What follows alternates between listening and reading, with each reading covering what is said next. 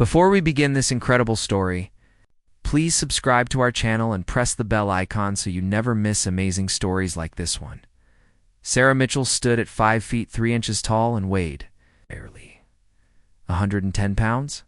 When she arrived at the Marine Corps training base in San Diego, the other recruits looked at her with doubt in their eyes. Some laughed quietly behind her back. Others whispered that she would not last more than a week. The drill instructors shook their heads when they saw her name on the roster. They had seen many people like her before, people who thought they could make it, but gave up when the real work started. The first morning began at 4:30 with loud sirens and shouting voices. Sarah jumped out of her bed and rushed to get dressed with the others. Her hands shook as she tied her boots. Around her, bigger and stronger recruits moved with confidence. They had muscles that showed through their uniforms. They talked about their high school football days and their wrestling championships. Sarah said nothing. She just focused on getting ready on time. The physical training started immediately after breakfast. The drill instructor, a tall man named Sergeant Davis, made them run 5 miles before the sun came up. Sarah felt her lungs burning after the first mile. Her legs felt like they were made of stone, but she kept moving. She watched the backs of the other recruits and told herself to keep going. Some of the men finished the run in 30 minutes. Sarah finished in 45 minutes. One of the last people to cross the line. Sergeant Davis walked up to her as she bent over, trying to catch her breath. He looked down at her with cold eyes and said that maybe she should think about a different career. He said the Marines needed strong people, not weak ones. The other recruits heard his words. Some of them smiled. Sarah looked up at him, sweat dripping down her face, and said nothing. But inside her heart, something changed. She made a promise to herself that she would prove everyone wrong. The days that followed were the hardest of her life. Every morning brought new challenges that seemed impossible. They had to climb ropes that reached 30 feet high. They had to carry heavy packs through mud and water. They had to do hundreds of push-ups and sit-ups until their bodies screamed for rest. Sarah struggled with everything. Her arms shook when she tried to do pull-ups. She fell into the mud during obstacle courses. Other recruits passed her easily, making the exercises look simple. The mockery grew worse each day. During meals, she heard the jokes. They called her names like tiny and lightweight. Some said she was taking up a spot that should go to someone who actually had a chance. One recruit named Marcus, a former college athlete who stood over 6 feet tall, seemed to enjoy making fun of her the most. He would imitate the way she struggled with the obstacle course. He would laugh loudly when she failed at something. His friends joined in, making her the target of their entertainment. Sarah spent her nights lying in her bunk, staring at the ceiling. Her body ached in places she did not know could hurt. She had bruises on her arms and legs from falling during training. Her hands had blisters that broke open and bled. Sometimes she heard crying from other bunks in the darkness. Other recruits were giving up, packing their bags and leaving in the middle of the night. The drill instructor said this was normal. They said only the strong would remain, but Sarah did not cry. Instead, she thought about her father. He had been a Marine 20 years ago. He told her stories about his training when she was a little girl. He said the mind gives up before the body does. He taught her that real strength comes from inside, not from muscles. When he died 3 years ago from cancer, Sarah promised him she would follow in his footsteps. That promise kept her going when everything else told her to quit. She started waking up an hour before everyone else. While the other recruits slept, she went outside and practiced. She did push-ups until her arms gave out, then did more. She ran extra miles in the darkness. She found a pull-up bar and worked on it until her hands bled. Nobody saw her doing this. She did not do it for attention or praise. She did it because she knew it was the only way to survive.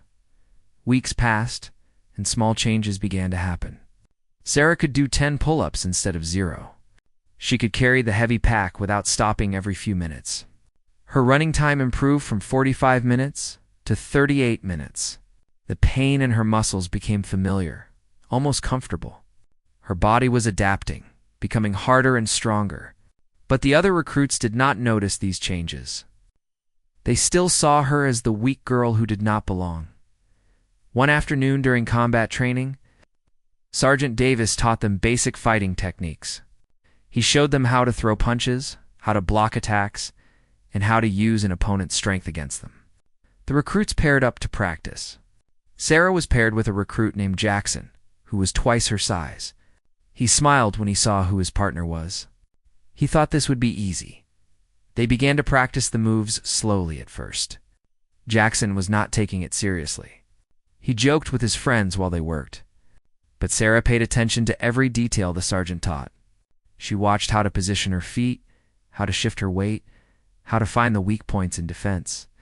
When Jackson threw a lazy punch at her, she blocked it exactly as the sergeant showed them. When he tried to grab her, she stepped to the side and used his momentum to pull him off balance. Jackson stumbled and nearly fell. His friends laughed at him. His face turned red with embarrassment and anger.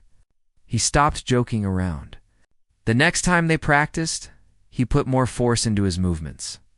He wanted to show everyone that being beaten by Sarah was just a mistake.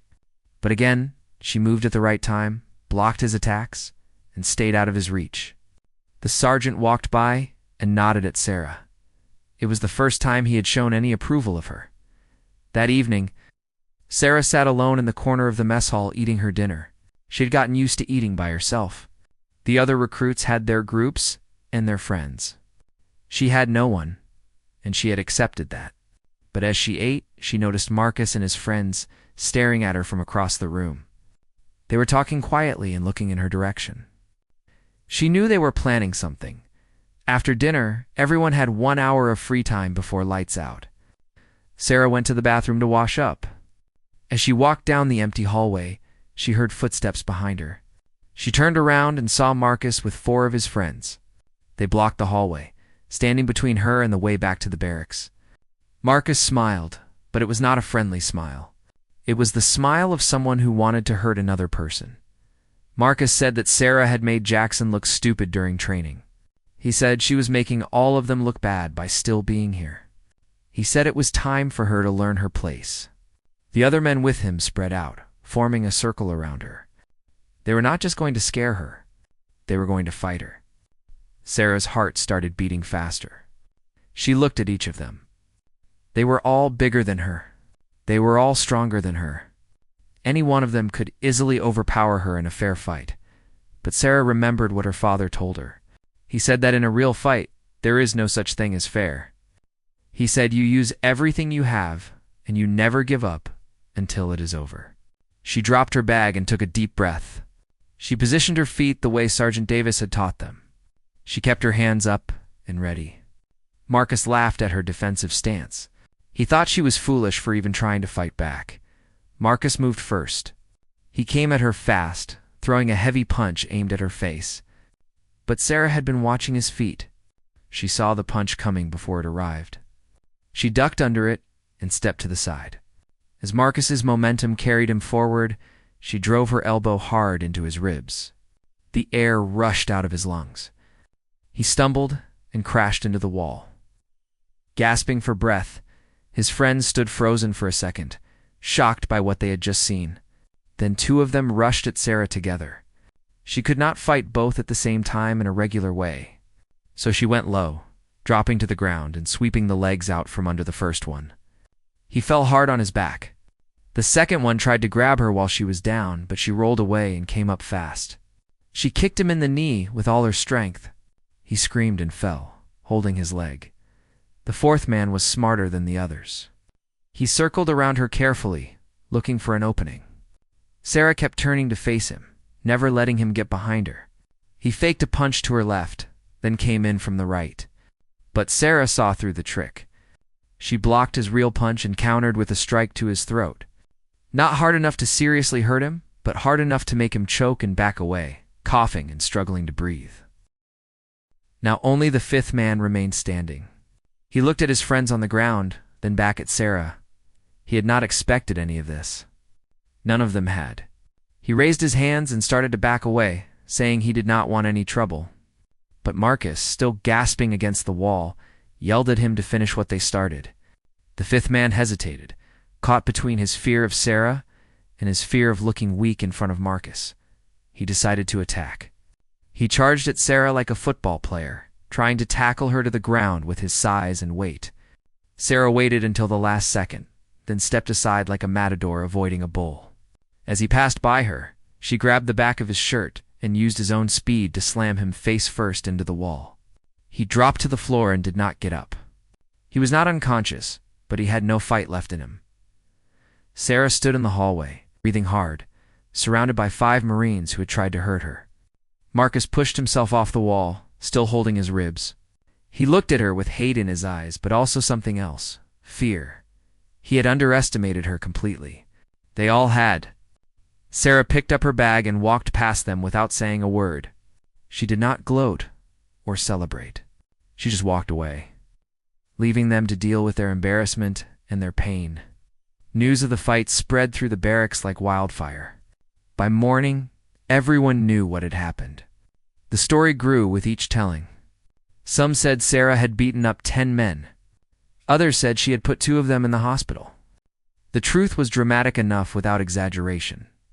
But that did not stop the rumors. Recruits who had ignored her before now watched her with respect. The ones who had mocked her now avoided her eyes. Sergeant Davis called Sarah to his office the next morning. She walked there expecting punishment.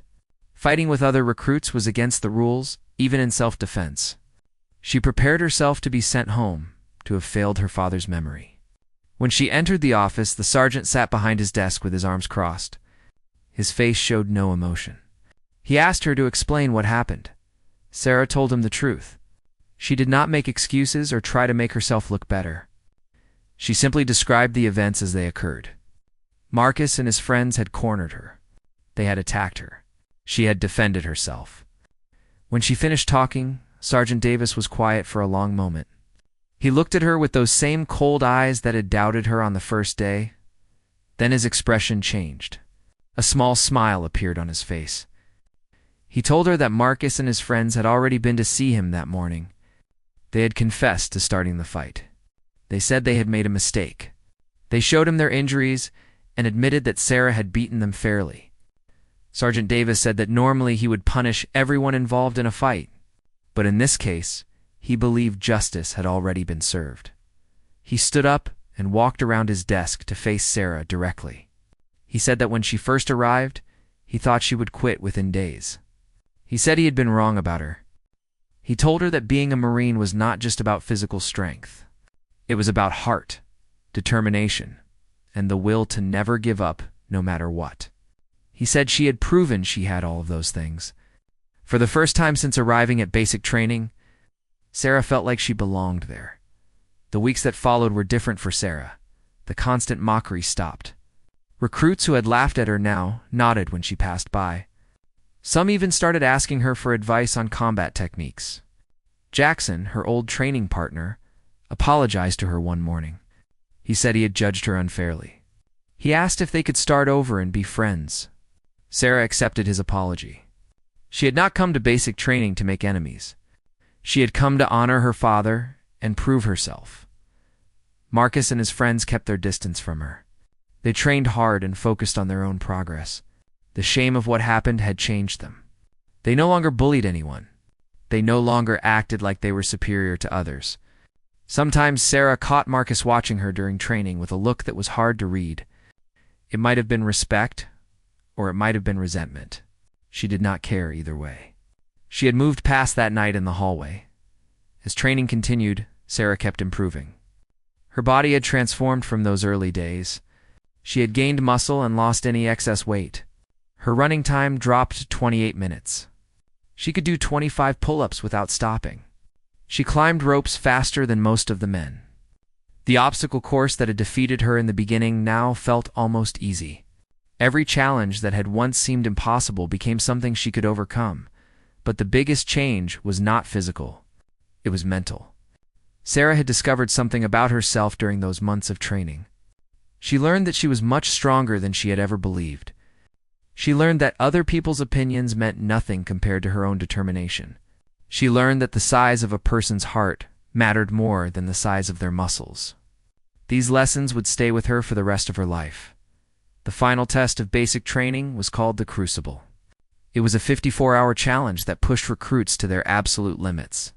They had to march over 40 miles carrying heavy packs. They had to complete dozens of obstacles with very little sleep. They were given barely any food to simulate combat conditions. Many recruits who had made it through all the previous months failed during the crucible. It separated those who truly had what it took from those who did not. Sarah approached the crucible with calm confidence. She knew it would be hard, perhaps the hardest thing she had ever done. But she had already been through so much. She had been mocked, doubted, and attacked. She had pushed her body beyond what she thought possible. She had faced her fears and conquered them. Compared to everything else, Crucible was just one more obstacle to overcome. The Crucible began at midnight with sirens and shouting. The recruits grabbed their packs and started marching into the darkness. The first hours were not too difficult. Everyone had energy and determination. But as the sun rose and the temperature climbed, things became harder. The packs felt heavier with each mile.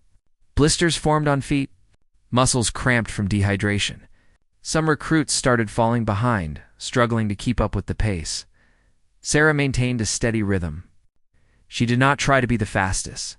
She just focused on putting one foot in front of the other. She had learned that endurance was about pacing yourself, not sprinting at the beginning. Around her, bigger and stronger recruits who had started fast were now suffering. They had used up their energy too quickly. Sarah passed them one by one, never stopping, never slowing down. By the second day of the crucible, everyone was exhausted. They had barely slept. Their bodies were running on pure willpower. During one of the obstacle challenges, a recruit named David collapsed. He was a strong man who had excelled throughout training, but the lack of food and sleep had caught up with him. He fell to the ground and could not get up. Other recruits stopped to help him, but they were too tired to carry him and complete the obstacle. Sarah saw what was happening. She went over to David and knelt beside him. She told him to put his arm around her shoulders. He looked at her in confusion. He weighed nearly twice as much as she did. There was no way she could carry him. But Sarah insisted. She helped him to his feet and took most of his weight on her small frame. Step by step, she carried him through the obstacle course. Other recruits watched in amazement. The girl they had once mocked as too weak was now carrying a full-grown man through one of the hardest challenges of their training. Some of them felt ashamed for how they had treated her. Others felt inspired by her strength. Jackson and several others came to help, and together they got David to the end of the obstacle. He thanked Sarah with tears in his eyes. He said she had saved him from failing. The final march of the crucible took place before sunrise on the third day. The recruits climbed a steep hill called the Reaper. It was the last test before they could earn the title of Marine. Many recruits barely made it up the hill. They crawled on their hands and knees. They helped each other when someone fell. The drill instructors watched from the top. Waiting to see who would make it and who would give up, Sarah climbed the Reaper with steady determination. Her legs burned. Her pack felt like it weighed 1,000 pounds. But she thought about her father. She imagined him climbing this same hill 20 years ago. She imagined him watching her now, proud of what she had become. That image gave her the strength to keep moving. She reached the top and stood there with the others who had made it, looking down at where they had started, at the ceremony that followed. Sergeant Davis stood before all the recruits who had completed the crucible. He said they had earned the right to be called Marines. He said they had proven themselves through sacrifice and determination. Then he did something unexpected. He called Sarah forward in front of everyone. The other recruits watched quietly, wondering what would happen. Sergeant Davis told everyone about Sarah's journey. He told them how she had arrived as the smallest and weakest recruit. He told them how she had been mocked and doubted by everyone, including himself. He told them how she had never quit, never complained, and never stopped working to improve. He told them about the night she defended herself against 5 men. He told them how she had carried David through the obstacle when he could not continue. He said that Sarah Mitchell represented everything a Marine should be. The other recruits began to clap. The sound grew louder and louder until everyone was cheering for her. Some of the people who had mocked her in the beginning now applauded the hardest. Marcus stood in the back, clapping slowly, a small smile on his face. He had learned a valuable lesson about judging people by their appearance. they all had, Sarah received her eagle, globe, and anchor, the symbol that she was now a United States Marine. As Sergeant Davis placed it in her hand, she felt her father's presence stronger than ever. She had kept her promise to him. She had followed in his footsteps. She had proven that strength comes in many forms, and the strongest form of all is the strength that never gives up. The girl they had called to weak had become one of the strongest Marines in her class. Her journey was complete, but her story would be told for years to come, inspiring others who felt too small or too weak to chase their dreams.